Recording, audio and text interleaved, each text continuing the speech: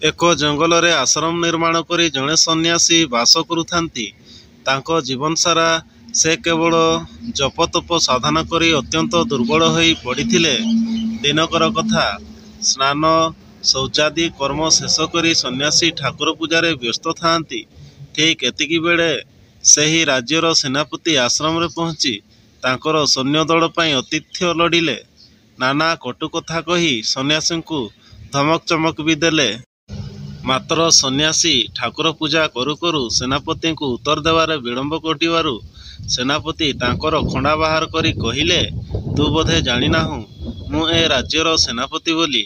ଏବେ ଯଦି ମୁଁ ଚାହିଁବି ତୋତେ ଏଇ ଖଣ୍ଡାରେ ଭୁଷି ହତ୍ୟା କରିଦେବି।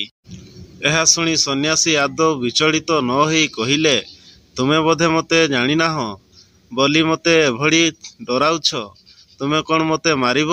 ମୁଁ ଯଦି ଚାହିଁବି ଏହି କ୍ଷଣି ତୁମ ଖଣ୍ଡା ଉପରକୁ ଡେଇଁ ପଡ଼ି ପ୍ରାଣ ହରାଇଦେବି।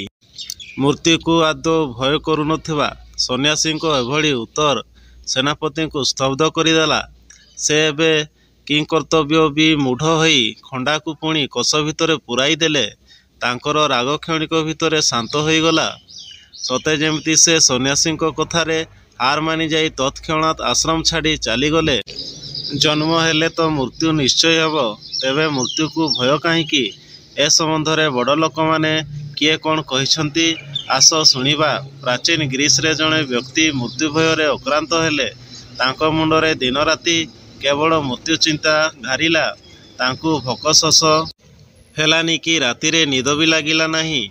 ସେତେବେଳେ ପ୍ରସିଦ୍ଧ କବି ଓ ଦାର୍ଶନିକ ଏପିକ୍ୟୁରିୟସ୍ ପାଖକୁ ସେ ଗଲେ ସନ୍ଦେହମୋଚନ ଲାଗି। ଏପିକ୍ୟୁରିୟସ୍ ଆମର ଚାର୍ବାକ ଋଷିଙ୍କ ଭଳି ମୌଜ ମଜଲିସ୍ ଭରା ଜୀବନତତ୍ତ୍ୱ କଥା ପ୍ରଚାର କରୁଥାନ୍ତି। ଲୋକଟି ଯେତେବେଳେ ତାଙ୍କ ପାଖରେ ପହଞ୍ଚିଗଲା, ସେ କହିଲେ, ଯାହା ସହିତ ତୁମର କେବେ ଦେଖା ହୋଇନି କି ଦେଖା ହେବାର ନାହିଁ, ତାକୁ କାହିଁକି ଏତେ ଭୟ? ଲୋକଟି ଏହା ବୁଝି ନ ପାରିବାରୁ ଏପିକ୍ୟୁରିୟସ୍ ପୁଣି କହିଲେ, ଦେଖ, ଯେତେ ବେଳଯାଏଁ ତୁମେ ଅଛ ମୃତ୍ୟୁ ନାହିଁ, ଆଉ ଯେତେବେଳେ ମୃତ୍ୟୁ ଆସିବ ସେତେବେଳେ ତୁମେ ନଥିବ। ଏଣୁ ଡର କାହିଁକି?